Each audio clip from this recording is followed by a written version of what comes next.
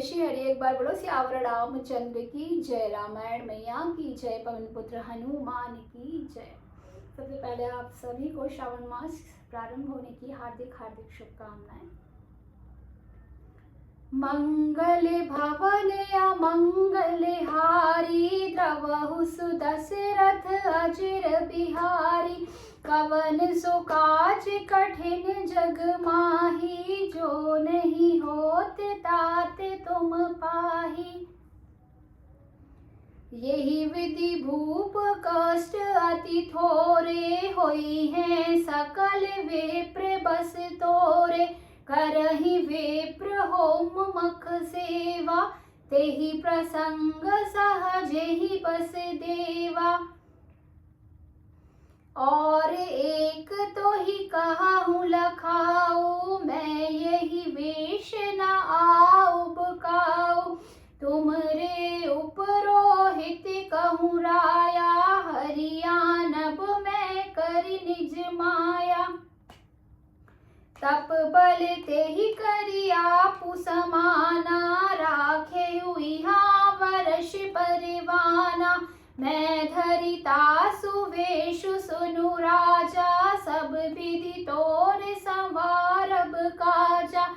गे निसि बहुत शयन अब कीजे, मोहि तो ही भूप भेंट दिन कीजे।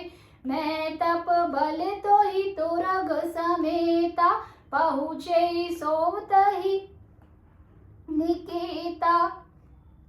दीन दयाल विरधु संभारी, हरहु नाथ मम संकट भारी। मैं आउब सोई विशुधरि रामा, पहिचाने तव मोह सिया रामा।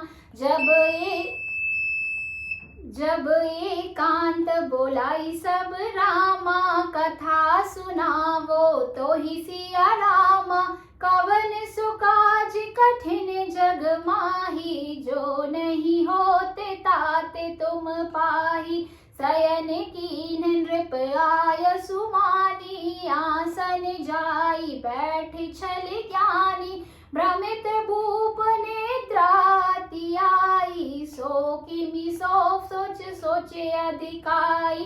काल के तुन सिचर तहाँ आवा, जेहि सुकर होई नृप ही बुलावा।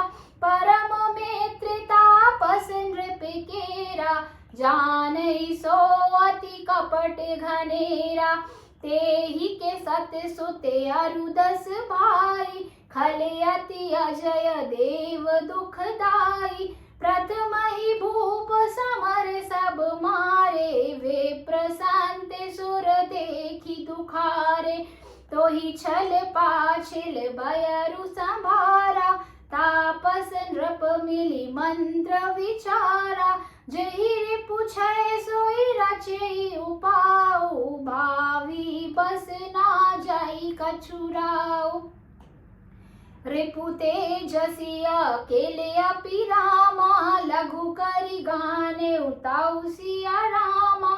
अजहु देते दुख रवि शशि रामा, सिर अवशेषित राहु सिया रामा। कवन सो काज कठिन जग माही, जो नहीं होते ताते तुम पाही। मंगल भवन अमंगल हारी, द्रवहु सुदशरथ अजिर बिहारी। तुम आए हो घाट हमारे, हम आएंगे घाट तुम्हारे। तब तुम पार लगाना राम, राम सिया राम सिया राम सिया राम। राम सिया राम सिया राम सिया राम।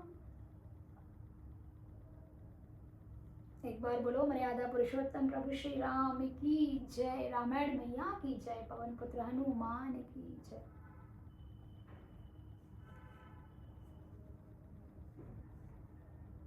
आइए अब जानते हैं इसके अर्थ को।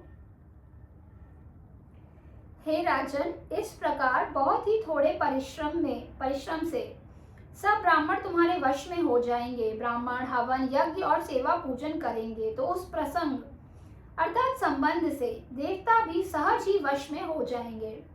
मैं एक और पहचान तुमको बताए देता हूँ कि मैं इस रूप में कभी ना आऊंगा। हे राजन, मैं अपनी माया से तुम्हारे पुरोहित को हर लूंगा। मैं अपनी माया से तुम्हारे पुरोहित को हर लाऊंगा। तप के बल से उसे अपने समान बनाकर 1 वर्ष तक यहीं रखूंगा। और हे राजन सुनो, मैं उसका रूप बनाकर सब प्रकार से तुम्हारा काम सिद्ध करूंगा। हे राजन, रात बहुत बीत गई, अब सो जाओ। आज से तीसरे दिन मुझसे तुम्हारी भेंट होगी। तप के बल से घोड़े सहित तुमको सोते ही मैं घर पहुंचा दूंगा। मैं वही पुरोहित का वेश धर कर आऊंगा। जब एकांत में तुमको बुलाकर सब कथा सुनाऊंगा, तब तुम मुझे पहचान लेना। राजा ने आज्ञा मानकर शयन किया और वह कपट ज्ञानी आसन पर जा बैठा। राजा थका था, उसे खूब गहरी नींद आ गई और वह कपटी कैसे सोता, उसे तो बहुत चिंता हो रही थी। उसी समय वहां कालकेतु राक्षस आया, जिसने सुअर बनकर राजा को भटकाया था। वह तपस्वी राजा का बड़ा मित्र था और खूब छल प्रपंच जानता था।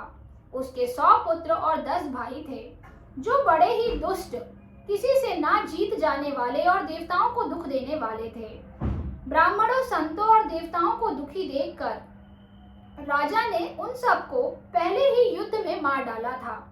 उस दुष्ट ने पिछला बैर याद करके तपस्वी राजा से मिलकर सलाह विचारी अर्थात षड्यंत्र किया और जिस प्रकार शत्रु का नाश हो वही उपाय रचा। भावी वर्ष राजा प्रताप भानु कुछ भी ना समझ सका। तेजस्वी शत्रु अकेला भी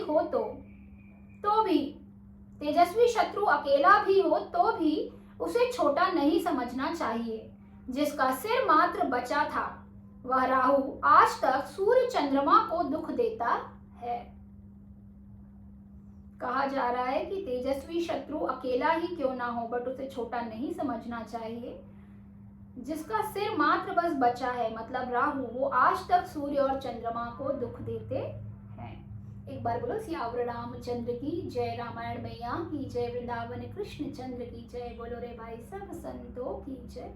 नमो पार्वती पते, हर हर महादेव। एक बार सभी जोर से बोलेंगे जय श्री राम, जय श्री राम, जय जय श्री राम।